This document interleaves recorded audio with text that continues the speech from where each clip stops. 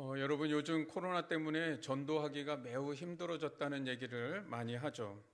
그 이유가 무엇일까요? 저는 그 이유를 이렇게 생각이 됩니다. 주려는 사람과 받는 사람의 목적이 다르기 때문이 아닌가 생각이 듭니다. 세상 사람들이 교회를 통해서 얻으려고 하는 것은 주로 세속적인 복인 것 같아요. 돈 많이 벌고 하나님 믿는 것 때문에 내가 늘 건강하고 인생에 고난이 없이 다 형통하고 때로는 고난이 다가올지라도 그것을 술술술술 잘 풀어낼 수 있게 하는 것. 여러분, 그러나 정작 주려는 사람은 뭘 주려고 합니까? 있는 것에 만족해야 됩니다. 하늘 양식을 구해야 됩니다. 고난이 축복입니다. 질병이 은혜입니다. 뭐 이런 이해되지 않는 말도 안 되는 얘기를 하니까 여러분, 나는 이 땅에서 잘 되고 싶은데 주려는 사람은 하늘에서 잘 살기를 준비하라고 하니까 이게 받아들여지겠습니까? 오늘 본문의 말씀처럼 받는 사람은 은과 금을 얻고자 하는데 주려는 사람은 은과 금이 아니라 나사렛 예수 그리스도의 이름을 주려고 한다는 거예요. 내가 원하는 것을 얻지 못하는 종교, 사람들에게 그렇게 매력적이지 않고 또 호감을 줄 리가 없습니다. 그래서 받는 사람의 입장에서는 사실 전도는 달갑지 않은 거예요. 나에게 별 도움도 안 되고 또 내가 필요로 하는 것을 주려는 게 아니라 마치 내가 필요 없는 것을 억지로 주려고 하는 것밖에 생각이 되지 않는 것이죠. 그러면 진짜 기독교가 세상에 그렇게 도움이 안 되는 걸까? 또 필요가 없는 종교인가? 여러분, 도표 하나 보여드리겠습니다. 이 도표는 한국종교사회윤리연구소에서 조사한 내용인데요. 우리나라 주요 3대 종교, 개신교, 천주교, 불교의 국내의 복지사업과 구제사업 활동에 대한 현황 실적을 보여주는 겁니다. 근데 여기 보시다시피 글씨가 좀 잘 보이시나요? 대북지원, 또 수재의원금, 대구 지하철 사건 때 화재의원금 했던 거, 해외에 그 인도적 지원을 했던 거, 이게 그 3대 종교로 분리해 보면 파란색이 개신교인데 압도적으로 비율이 높죠. 지금 노란색은 불교고 초록색은 천주교인데 뭐 거의 사실 비교가 안 되잖아요, 그죠? 또 그 다음 거 한번 보여주시겠어요? 종교 기간별 헌혈 실적 그리고 골수 장기 기증에 대한 현황도입니다. 이것도 역시 비교가 안 되죠. 하늘색이 개신교인데 거의 비율이 뭐 다른 종교와는 비교할 수 없게 많이 있죠. 이게 무슨 말입니까? 개신교가 사회를 위해서 진짜 좋은 일을 많이 하고 또 헌신적으로 섬겼다는 거예요. 그런데 이렇게 좋은 것을 압도적으로 많이 줬는데 호감도는 압도적으로 낮다 이런 거죠. 참 부끄럽게도 3대 종교 그 호감도 조사를 국민에게 이렇게 실시를 하니까 사실 아주 현저하게 개신교가 제일 낮습니다. 이게 이상하지 않습니까? 굉장히 많은 것을 줬는데 인기는 제일 없어요. 호감도도 제일 떨어지고. 저는 여기에 오늘 우리가 이 말씀 속에서 해답을 찾아야 될 문제가 여기에 있다는 거예요. 오늘 설교 제목이 내게 있는 것 내게 주노니. 베드로 사도가 성전 미문에서 구걸하는 사람에게, 그 지체 장애인에게 한 말입니다. 내게 있는 것을 내게 주노니. 그러면 내게 있는 것이 무엇이냐는 거예요. 여러분, 내게 있는 게 무엇인가요? 그리고 우리가 그 있는 것 가지고 내게 주는 것이 무엇입니까? 교회가 가진 것은 무엇이고 교회가 세상에 주어야 하는 것이 무엇이냐는 것이죠. 교회는 분명 세상을 향해서 정말 좋은 것을 주었는데 정작 그것을 받은 세상은 하나도 좋아하지를 않고 있습니다. 오히려 욕하고 거부하고 싫어합니다. 그렇다면 우리가 주고 있는 것에 뭔가 문제가 있는 것은 아닐까요? 이것을 한번 말씀 속에서 찾아봐야 한다는 겁니다. 그러면 오늘 이 본문의 말씀을 보면 먼저 우리가 좀 이해해야 될 것이 있는데, 누가가 사도행전을 통해 보여주려고 하는 것은 우리가 첫 시간에 배웠죠. 사도행전 1장 8절이 어떻게 실현되고 있는지를 이 사도행전 전체가 이제 하나씩 풀어가고 있다 그랬습니다. 핵심은 뭐냐? 성령을 받으면 너희가 예수의 증인이 된다는 거예요. 그래서 사도행전 2장에 보면 제자들에게 성령이 임하잖아요. 그런 그 성령을 받은 교회가 이제 무엇을 합니까? 예수의 증인이 되죠. 그래서 가는 곳곳마다 예수님의 이름을 전해주니까 그 예수님의 이름이 전파된 곳, 복음이 전파된 곳마다 선지자들이 예언했던 하나님 나라가 이루어지는 역사가 일어나더라는 거예요. 앞으로 전개될 사도행전의 내용은요, 예루살렘으로 온 유대로 사마리아로 땅끝까지 이르러서 예수의 이름이 전파되는 곳마다 다 하나님 나라의 능력이 나타나더라. 그것을 지금 보여준다는 것이죠. 2장에서 성령 받은 베드로가 설교를 하죠. 그 설교의 내용은 다른 게 아닙니다. 예수의 십자가와 부활과 승천에 대한 복음이었습니다. 그 복음이 전파되니까 가르침을 받은 성도들이 어떻게 해요? 우리 지난주에 배웠죠? 가르침을 받은 성도들이 서로 교제하며 떡을 떼며 기도하는 공동체가 되더라. 즉 하나님의 나라를 이루며 살아가더라 라고 하는 걸 보여줬잖아요. 오늘 본문의 말씀도 똑같아요. 나면서부터 못 걷게 된 지체 장애인에게 예수 그리스도의 이름을 주니까 어떻게 해요? 그가 완전히 치유돼서 걷기도 하며 뛰기도 하며 하나님을 찬송하는 역사가 일어난대요. 하나님 나라의 회복과 구원의 역사가 일어나고 있더라는 것이죠. 오늘 본문 다음에도 보면은요, 베드로 설교가 바로 이어지거든요. 베드로가 설교를 통해서 또 다른 거 한 거 아니에요? 예수의 복음을 전했습니다. 그 예수의 이름이 전파된 곳에 또 하나님 나라의 모습이 나타나는데, 우리 지난주 말씀한 대로 2장의 마지막에 나오는 이 초대교회의 공동생활에 대한 모습, 나눔을 실천하는 모습이 4장 마지막에 가면 또 똑같이 나오는 거예요. 즉 베드로의 설교를 통해 복음이 전파되니까 또 그 전파된 곳에 하나님 나라가 이루어지는 역사가 일어나더라는 거죠. 오늘 3장에 나면서부터 못 걷게 된 사람의 이 치유 사건은 앞으로 예루살렘과 온 유대와 사마리아와 땅끝까지 이르러 예수의 이름이 전파될 텐데, 그 예수의 이름이 전파되는 곳마다 하나님 나라의 역사가 일어날 겁니다 라고 하는 것을 샘플로 보여주고 있는 사건입니다. 그러면 이제 이 본문의 말씀으로 들어가 보면 1절 말씀에 보면 제9시 기도 시간에 베드로와 요한이 성전에 올라갈새. 여러분, 유대인들은 하루 3번 기도한다 그랬죠? 오후 3시에, 6시에, 9시에. 그런데 지금 제9시 기도 시간이라고 했어요. 우리나라 시간으로 하면 오후 3시에 이제 기도하러 올라갔다는 것이죠. 여러분, 그런데 베드로와 요한이 기도하러 성전에 올라가고 있었다는 거예요. 제자들도 예수님을 믿기는 믿었지만 아직까지 지금 초기 모습에서는 유대인의 생활 습관을 버리지 않았다는 것을 보여주고 있다는 거죠. 그러니까 유대인의 습관을 따라서 지금 기도하러 성전에 올라갔다는 거예요. 여기서 누가가 주목해 주기를 바라고 있는 것은 뭐냐면 기도의 중요성을 알게 하려고 하는 거예요. 누가는 누가복음을 기록하면서 기도를 강조했다 그랬죠. 기도를 제일 강조하는 복음서가 누가복음이에요. 그런데 지금 사도행전에서도 우리가 지난주에 본 대로 교회의 4가지 표지, 그 중요한 4가지 신앙 원리를 말할 때 4번째가 기도였잖아요. 기도를 강조했어요. 오늘 이 기적 사건도 누가는 베드로와 요한이 성전으로 기도하러 올라가다가 만났다라고 하는 것을 강조하고 있습니다.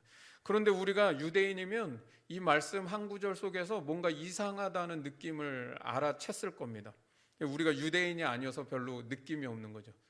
유대인들이면 이렇게 생각하는 거예요. 뭐? 기도하러 성전에 올라간다고? 이런 반응을 보이는 거죠. 이상하게 느껴져야 된다는 거예요. 왜냐하면 원래 유대인들에게 있어서 성전은 뭐예요?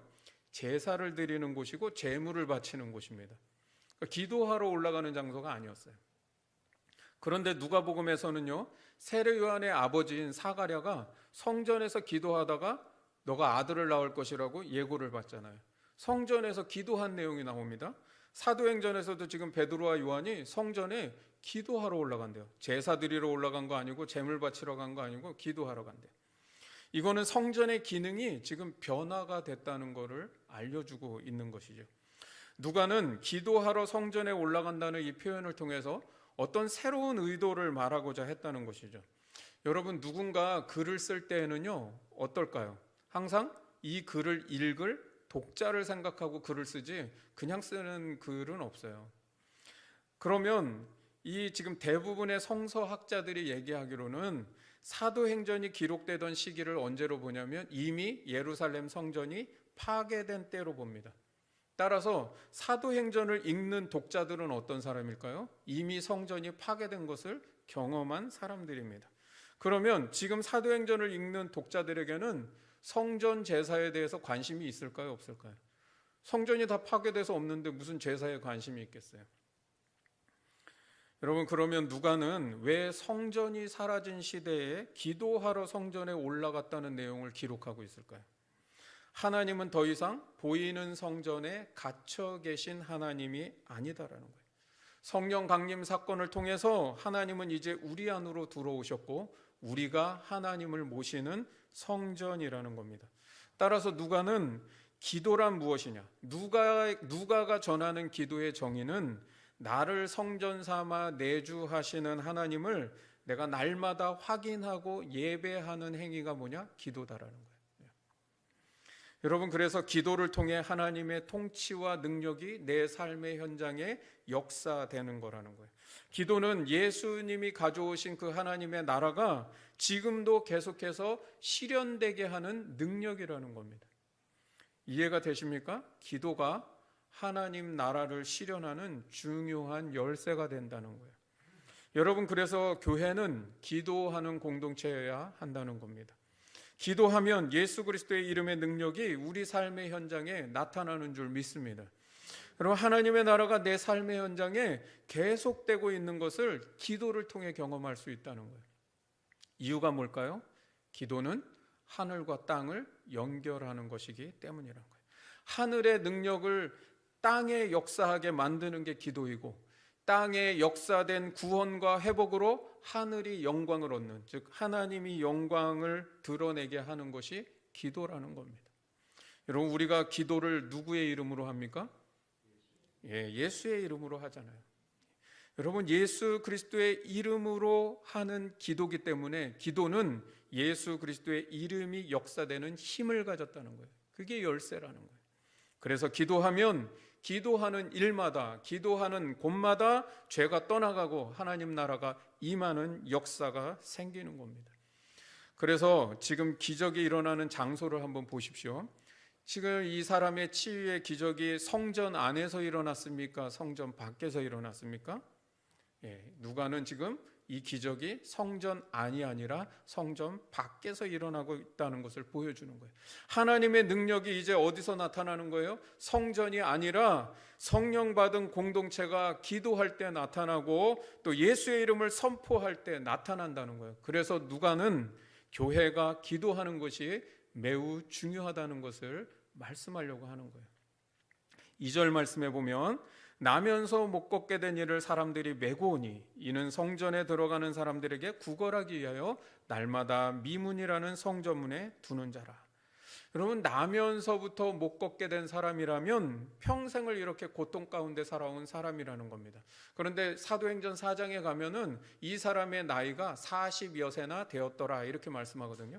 그러니까 40년 이상을, 적어도 40년이 넘는 세월을 이 사람은 매일매일 구걸하며 살아가는, 다른 사람의 도움이 없이는 생명을 연장해 갈 수 없는 고통스러운 삶을 살아왔다는 거예요.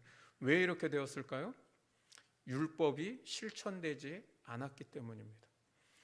여러분, 이스라엘이 원래 율법이 제대로 실천된다면 가난한 사람이 없어야 됩니다. 구걸하는 사람이 없어야 됩니다.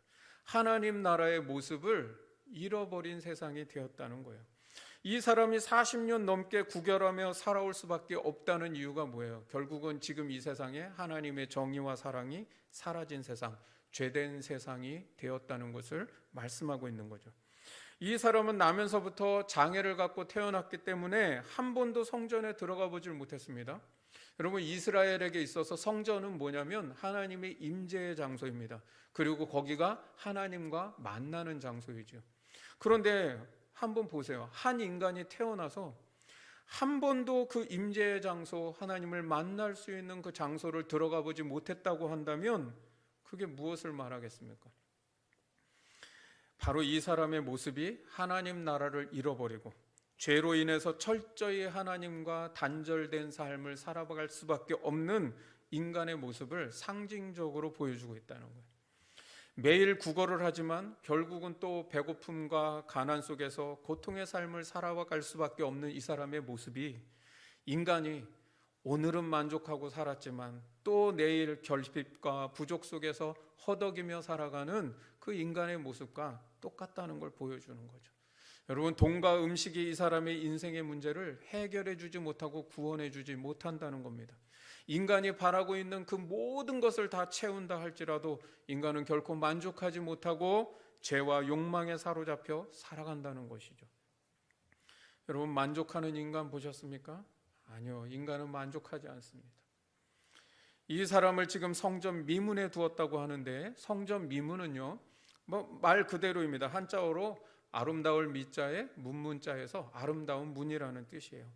왜 아름다운 문이냐? 이 문은 성전의 동편에 있는 문인데요, 이 이방인의 뜰이라고 하는 곳에서 그 성전 안 여인의 뜰로 들어가는 사이에 있는 문입니다. 그런데 이 문을 아름다운 문이라고 하는 것은 전체가 다 황금으로 되어 있는 문이기 때문입니다. 그래서 이 문에 다른 별칭이 있는데 골든 게이트입니다. 황금 문이라는 거예요.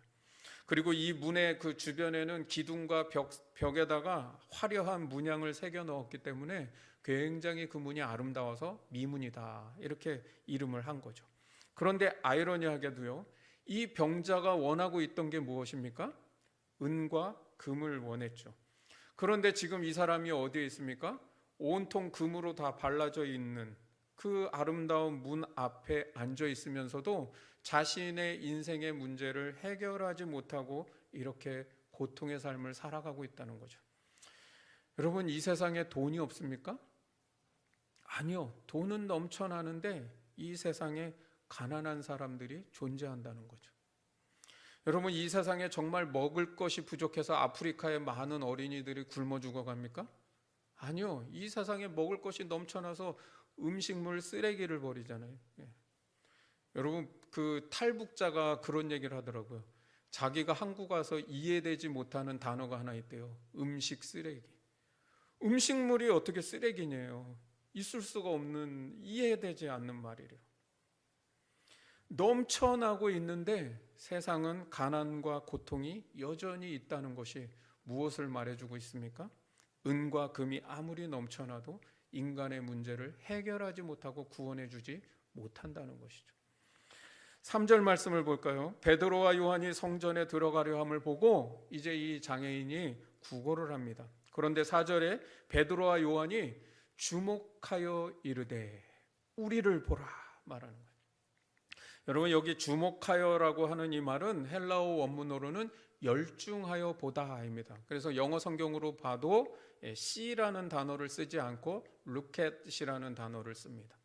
여러분, 우리가 알다시피 see라는 거는 내가 뭐 이렇게 보려고 하지 않는데도 그냥 눈이 달렸기 때문에 그냥 다 보여지는 게 see죠. 그런데 내가 어떤 의도를 가지고 의지를 가져서 집중해서 내가 그걸 바라보는 건 look at이죠. 여러분, 지금 이 베드로와 요한이 주목해서 봤다는 건 뭐냐면 어떤 의도를 가지고 그걸 주목해서 열중해서 보았다는 거예요. 그리고 하는 말이 뭐냐면 6절 말씀에 은과 금은 내게 없거니와 내게 있는 이것을 내게 주노니 곧 나사렛 예수 그리스도의 이름으로 일어나 걸어라. 너무 황당한 말을 하고 있는 겁니다. 우리를 쳐다보라 그랬으면은 그 사람이 원하는 뭔가를 좀 줘야 되는 것 아닐까요? 그런데 지금 이 사람 은과 금을 잔뜩 바라고 있는데 거기다 대고 은과 금은 내게 없거니와 완전히 찬물 끼얹고 황당한 말을 하는 것이죠. 저는 이 말씀에서요, 진짜 베드로와 요한이 아무것도 줄 게 없었을까? 그 동전 한 입에 하나 없었을까? 저는 있었을 것 같아요. 그런데 상상해 보기는 있었어도 이렇게 말했을 거라는 거예요. 왜냐하면 베드로와 요한이 주목하여 보니까 그 사람을 열중해서 관심을 갖고 한번 들여다보니까 이 사람에게 진정으로 필요한 것이 무엇인가가 보였다는 것이죠. 지금 이 사람에게는 은과 금이 필요한 것이 아니라 나사렛 예수 그리스도의 이름이 필요하다는 것을 느꼈기 때문이라는 거예요.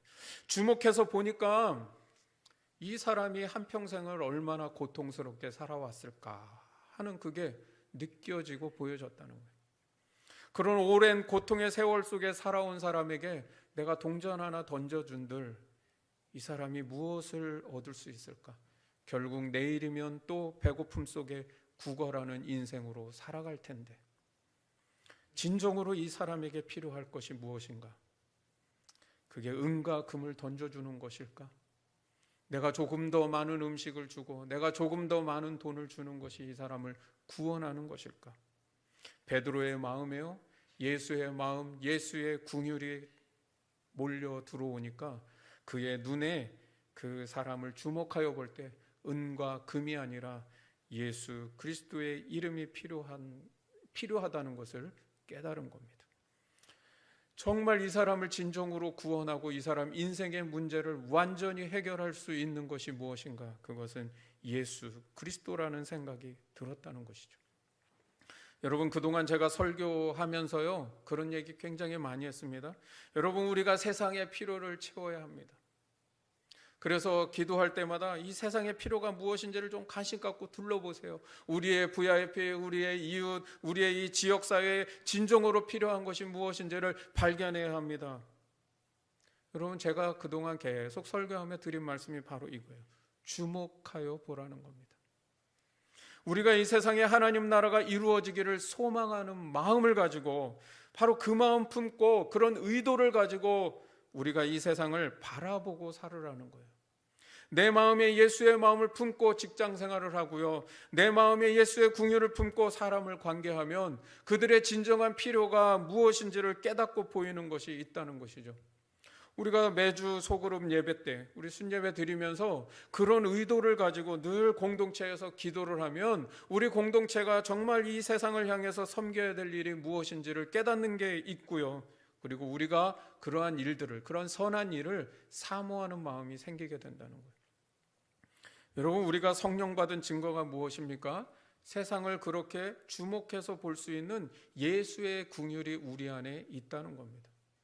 내가 세상을 그렇게 바라볼 수 있는 눈이 있다는 게 뭐예요? 내 안에 성령이 있다는 증거죠. 제자들이 성령 받고 나니까 이런 궁율의 마음, 예수의 마음이 생긴 것이고, 그러다 보니 이 구걸하는 사람을 주목해서 볼 수 있었다는 것이죠. 우리 교회가 성령 받은 공동체라면 세상을 예수의 마음과 예수의 눈으로 주목해서 볼 수 있어야 한다는 거예요. 그리고 우리가 그렇게 주목해서 본 것을 우리의 순예배 때, 우리 소그룹 예배 때에 나와서 그 웍 시간에 같이 나누는 거예요. 같이 고민하고 같이 기도하고 진정한 필요가 무엇인지를 함께 공유하고 나누는 것이죠. 여러분, 교회는 세상이 원하는 것을 주는 것이 아닙니다. 제가 설교 시간에 여러분 필요를 채워야 합니다, 필요를 채워야 합니다라고 설교하지만 그 필요를 채워야 된다는 말은 세상의 욕구를 채워줘야 된다는 말이 아니라는 거예요. 여러분, 은과 금을 주는 것이 아니라 예수의 이름을 주라는 겁니다. 구제하고 돕고 섬기는 것이 교회의 궁극적인 목적은 아니라는 거예요. 그러나 우리가 그렇게 하는 이유가 뭐예요? 하나님 나라가 바로 그런 모습이기 때문에 그것을 맛보게 하려고 하는 것이지, 세상의 부족함과 욕구를 채워주는 것이 교회의 궁극적인 목적은 아니라는 거예요. 여러분, 우리가 보아야 되는 것은 뭐냐면 이 세상의 죄의 문제를 볼 수 있어야 한다는 거예요. 이 세상을 좀 바라보면 이 세상이 얼마나 죄로 인해서 고통하며 살아가는지 그 영적인 아픔이 우리에게 느껴질 수 있어야 된다.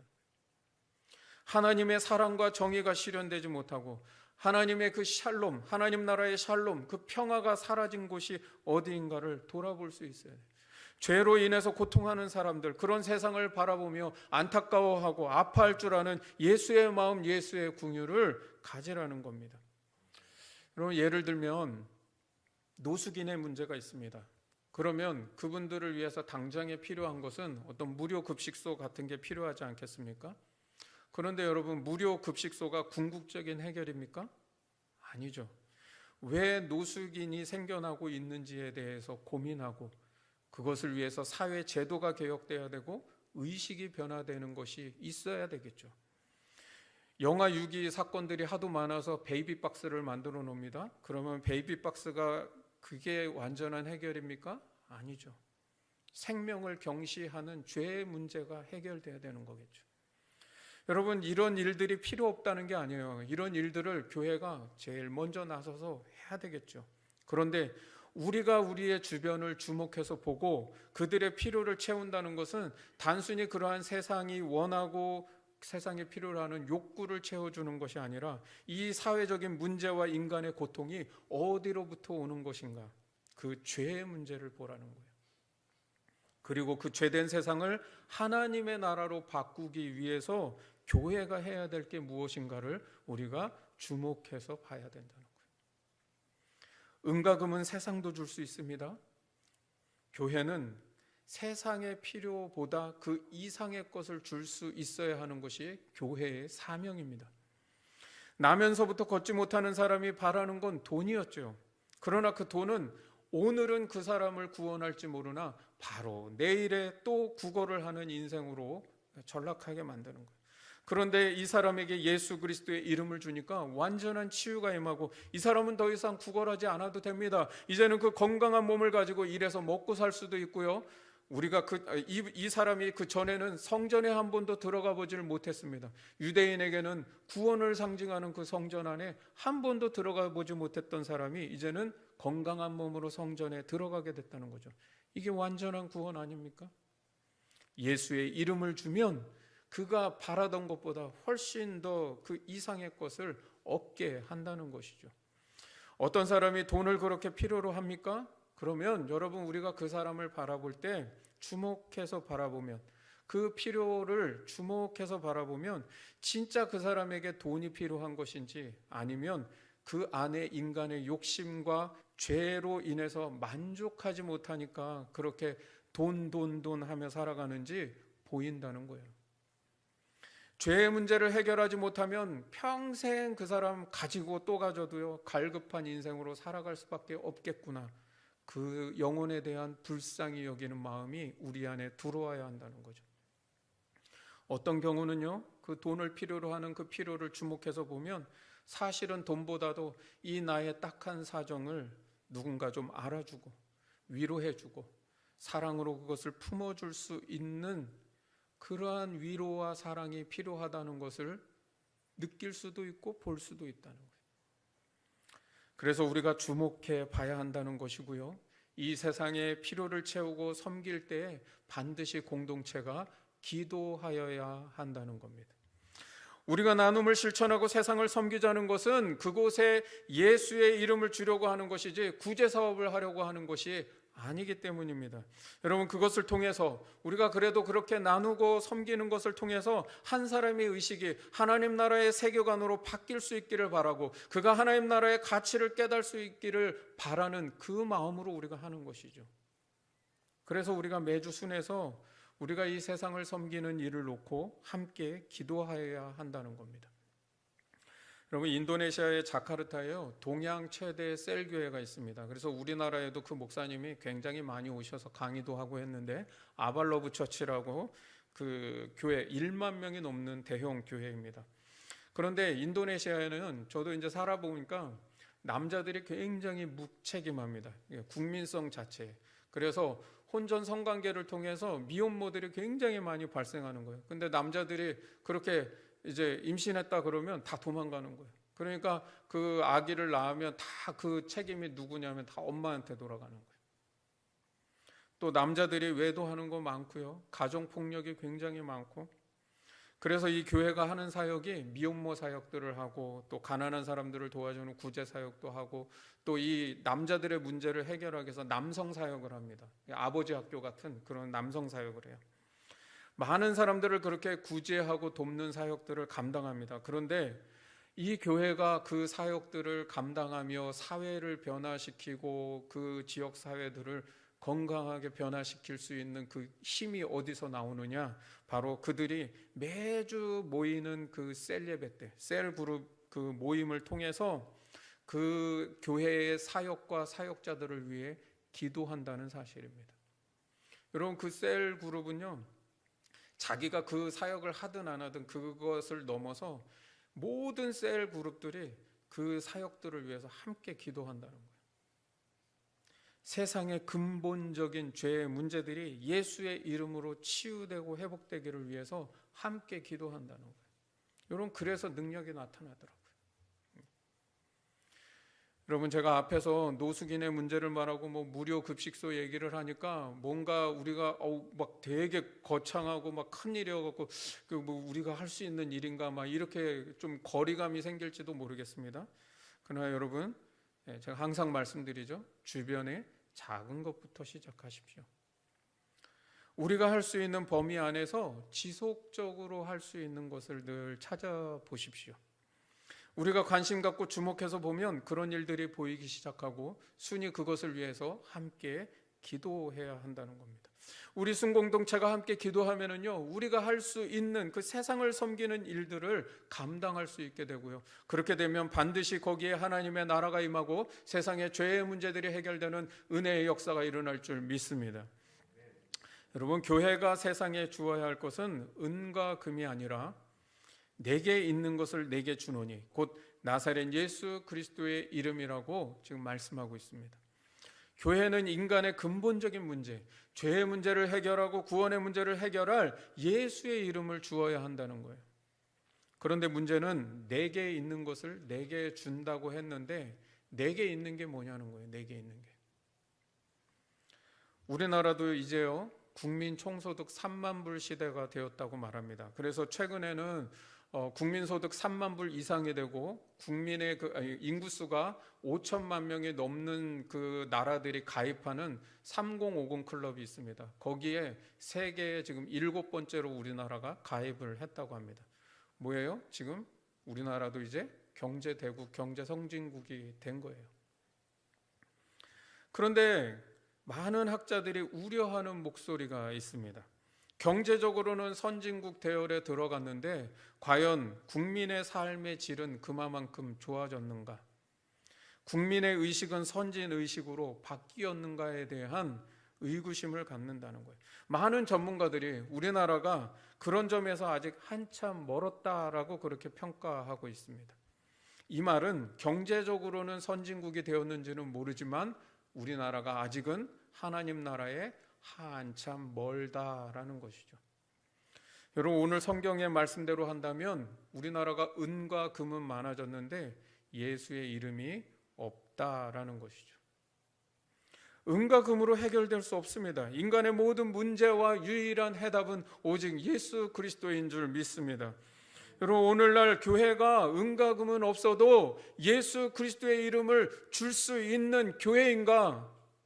우리가 그걸 성찰해 봐야 돼요. 교회도 은과 금은 있는데 이제 교회들이요, 은과 금이 많아졌어요. 그런데 정작 예수 그리스도가 없는 교회가 되어가고 있는 것은 아닌가? 우리가 이 말씀 앞에 심각하게 성찰해야 되는 시대가 되었다는 겁니다. 우리가 받은 복음, 우리 안에 있는 예수 그리스도가 인간의 죄의 문제를 해결하고 구원을 주는 능력이라면 적어도 기독교 인구만큼은 이 세상이 더 좋은 사회로 성숙해져야 되지 않을까요? 하나님 나라가 실현되는 역사가 그래도 그리스도인들이 있는 자리에서만큼은 곳곳에서 일어나고 있어야 되지 않을까요? 여러분, 국민소득 3만 불의 시대가 되었는데도 여전히 국민의 삶의 질을 고민하고 있고 또 선진의식을 걱정하고 있다면 분명 우리 사회는 은과 금은 있어도 예수가 없는 사회임이 분명하지 않겠습니까? 그렇다면 오늘 교회가 세상에 주어야 되는 것도 무엇인지가 분명해진다는 겁니다. 내게 있는 것을 내게 준다고 할 때 내게 있어야 할 것이 무엇이어야 되는지가 분명해진다는 것이죠. 그러면 내 안에 예수 그리스도의 이름이 있다는 게 무엇을 의미할까요? 여러분, 내게 있는 건 내게 준다 그러는데 내게 있는 것이 예수 그리스도의 이름이라면 내 안에 예수 그리스도의 이름이 있다는 게 뭘 의미하냐는 거예요. 그냥 예수님 믿습니다 그러면 내 안에 예수의 이름이 있구나, 그냥 그렇게 막연하게 추상적으로 그렇게 믿습니까? 여러분, 정말 우리가 그 믿음을 가지고 내게 있는 것을 내게 준다고 세상 사람들에게 말할 수 있을까요? 오늘 본문의 말씀을 보십시오. 도대체 나사렛 예수 그리스도의 이름이 뭐길래 40년을 넘게 장애를 안고 살아온 이 사람을 완전하게 치유하고 그의 인생의 구원의 기적을 일으키게 했을까요? 도대체 그 이름이 뭡니까? 여러분, 예수의 이름은 하나님의 나라입니다. 예수의 이름으로 못 걷게 된 자가 걷게 된다는 것은 이미 이사야 35장 6절 말씀에 예언된 내용입니다. 그 35장 6절에 보면 메시아가 오시면 못 걷는 사람이 사슴처럼 뛸 것이요 라고 예언해 놨어요. 그런데 지금 그 예언대로 못 걷는 자가 걷기도 하고 뛰기도 하며 하나님을 찬송하고 있다고 말씀하잖아요. 무엇을 말합니까? 예수 그리스도의 이름이 하나님의 나라, 하나님 나라의 능력이라고 보여주고 있는 것이죠. 그래서 예수의 이름이 내 안에 있다는 건 뭐냐면 내 삶의 현장이 예수의 이름으로 어떻게 변화되면 좋겠는지 그 변화된 모습을 갖고 있는가, 그걸 보라는 거예요. 여러분, 내 삶의 자리에 하나님 나라가 실현되는 청사진을 가지고 있습니까? 여러분, 그 소망이 있습니까? 여러분의 일터에서 내 직장이, 내 사업장이 예수의 이름으로 좀 이렇게 변했으면 좋겠다 하는 그런 생각을 좀 가지고 살아가십니까? 여러분, 매일매일 출근하셔서 그 일터 속에 오늘도 하나님의 나라가 정말 이렇게 좋아졌으면 좋겠다라는 그 소망을 갖고 있냐고요. 우리 직원들이 예수의 이름으로 행복해지는 일터가 됐으면 좋겠다는 그 마음. 직장이 먹고 살기 위해서 어쩔 수 없이 오는 그런 직장이 아니라 그들이 일을 할 때 이 일이 나의 꿈을 이루는 것이 되고 기쁨이 되고 행복이 되며 세상의 한 구석을 밝히는 일이 되고 또 다른 사람에게 유익을 주는 보람과 가치를 느끼는 곳이 되었으면 좋겠다. 그렇게 변화됐으면 좋겠다 하는 하나님 나라를 품고 살아가냐고요. 이런 마음을 품고 사는 게 예수 그리스도의 이름이 내 안에 있다는 뜻입니다. 내 안에 이런 하나님의 나라 예수의 이름을 품고 살면은요, 무슨 일이 일어납니까? 반드시 내 안에 있는 것이 내게 전달되어진다는 거예요. 반드시 전달됩니다. 내게 있는 것이요, 내게 가게 되어 있어요. 일터는 하나의 예를 들은 것이고, 여러분 이와 마찬가지로 여러분 우리 가정에, 우리 이웃에, 우리 동네에 예수의 이름으로 하나님의 나라가 이렇게 이루어졌으면 좋겠다라는 마음을 품고 살면 그것이요 흘러간다는 거예요. 내게 있는 것이 내게 준원이가 된다는 겁니다. 여러분, 또한 예수의 이름은 뭡니까? 죄를 이기는 능력입니다. 죄를 이기는 능력. 죄로 인해 세상에 들어온 것이 무엇입니까? 사망이 들어오죠. 질병이 들어오죠. 슬픔과 고통과 절망과 교만과 이기심과 세상 모든 욕심들이 다 죄로 인해 들어온다는 거예요. 그런데 예수의 이름이 그 모든 죄를 이기는 능력이라는 겁니다. 성령 받은 공동체, 예수의 이름을 가진 공동체는 이러한 죄와 세상과 마귀를 싸워 이기는 공동체입니다.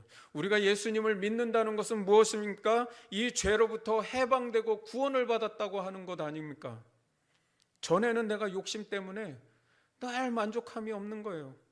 감사하지도 못했습니다. 늘 불만족 속에 살아갔습니다. 그런데 내가 그 욕심, 그 죄를 이기고 나니까 어떻게 해요? 세상 모든 것이 다 감사하게 느껴지는 거예요. 작은 것에도 감사하고 모든 것을 다 가지고 있어서가 아니라 없는 것이 많은데도 왜 내 마음은 이렇게 기쁘지? 내가 왜 이렇게 행복하지? 왜 이렇게 감사하지? 내 안에 예수 그리스도의 이름이 있다는 것은 죄와 싸우는 분투가 있다는 것을 의미하는 겁니다.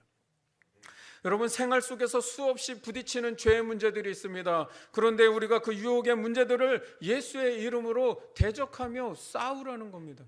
그 싸우는 것이 뭐예요? 내 안에 예수의 이름이 있다는 거예요. 욕심과 싸우고 미움과 싸우고 교만과 싸우고 이기심과 싸우고, 여러분 내가 그렇게 죄와 싸우는 믿음의 분투가 있을 때 세상 사람들에게 무엇이 흘러갑니까? 선한 영향력이 흘러가는 거예요. 세상 사람들 그런 거 가지고 있다고 해서 죄의식 느끼며 살아가지 않습니다. 그런데 그 죄와 싸우며 살아가는 사람을 보면은요, 반드시 그 사람을 통해서 선한 영향력이 흘러옵니다. 뭔가 거룩함을 느끼고요, 뭔가 나와는 다른 뭔가 그 힘과 영향력을 느끼게 된다는 거예요. 여러분, 이게 바로 내게 있는 것을 내게 준원이에요. 우리가 죄와 싸우는 그 믿음의 분투를 가지고 있다는 그것이 바로 예수의 이름이 내 안에 있다는 것이고, 바로 그 믿음의 분투가 세상 사람들에게 예수의 이름으로 흘러간다는 거예요. 내게 있는 것을 내게 주노니라고 했는데, 교회는 과연 무엇을 가지고 있고 무엇을 주고 있습니까? 교회가 새롭게 되어야 된다고 하는 것은 예수 그리스도의 이름을 회복하는 일입니다. 그러면 세상은 반드시 예수 그리스도의 이름으로 이롭게 되는 역사가 일어날 줄 믿습니다. 지금 세상의 문제는 은과 금은 있는데 예수가 없는 게 문제잖아요. 은과 금이 인생의 근본적인 해결을 해주지 못하기 때문이라는 거예요. 여러분, 내게 있는 것은 무엇입니까? 내 삶의 자리마다 하나님 나라가 실현되는 것을 소망하고, 또 죄와 싸우는 그 믿음의 분투를 통해서 내게 있는 것이 우리 주변 사람들에게 흘러가서 그들의 삶에도 진정한 구원, 하나님의 나라가 임하는 역사가 있기를 주님의 이름으로 축원합니다. 우리 같이 찬양하고 기도하겠습니다.